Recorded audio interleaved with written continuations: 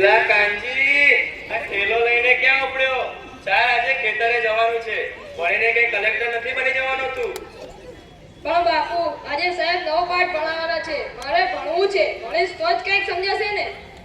એલા ભાઈ, આપણી પેઢી આખી ખેતી કરીને જીવી છે. આ ચોકડામાં કઈ ડાંગર નથી ઉગવાના. થેલો મેક અને પાવડો પકડ પાવડો. કાંજી ઉદાસ થઈને ઠેલો મૂકી દે છે. રામજીભાઈ સાહુકાર પાસે વ્યાજ ભરવા જાય છે. સાહુકાર ચોપડામાં કંઈક લખે છે.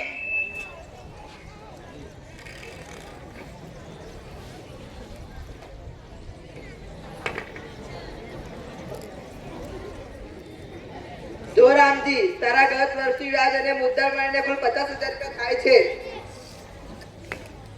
પણ સાવકાર, મેં તો ફક્ત 10,000 રૂપિયા લીધા હતા, તો આટલું બધું વ્યાજ?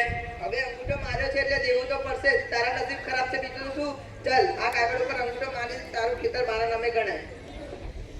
પણ સાવકાર, મેં તો ભણ્યો પણ નથી, એટલે મને એટલી બધી ખબર ન પડે.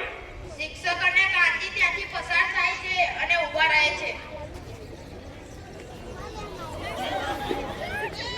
ઉભા રહો રામજીભાઈ. કોઈ પણ કાગળ કે પર સહી કે અંગૂઠો કરતા પહેલા તેને વાંચવો જરૂરી છે. માસ્તર, તમે તમારા કામમાં ધ્યાન આપો. આ અમારો વ્યવહાર છે. ગાંધી તે શાળામાં ગણિત શીખ્યું છે ને જરા સાવકારનો હિસાબ તો તપાસ. કાંજી સાહુકારનો ચોપડો જુએ છે અને ગણતરી કરે છે.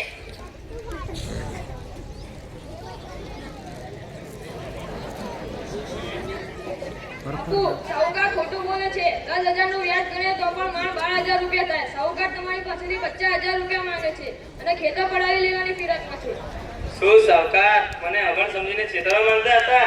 કદાચ ગણતરીમાં ભૂલ થઈ હશે. હું ફરીથી ચેક કરું. રામજીભાઈ કાંજીને ભેટી પડે છે. બેટા, તે આજે મારી આંખો ખોલી નાખી. જો તું આજે ભણ્યો ન હોત તો હું રસ્તા પર આવી જતો. મને માફ કરજો, મેં મને ભણતર છોડવાનું કહ્યું હતું.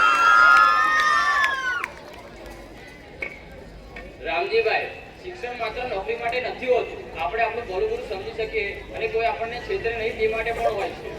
હવે તે હું મારા દીકરાને ભણાવીશ. ભલે મારે ખેતરે જઈને એકલું કામ કેમ ના કરવું પડે, પણ મારો દીકરો શાળાએ જશે અને ભણશે.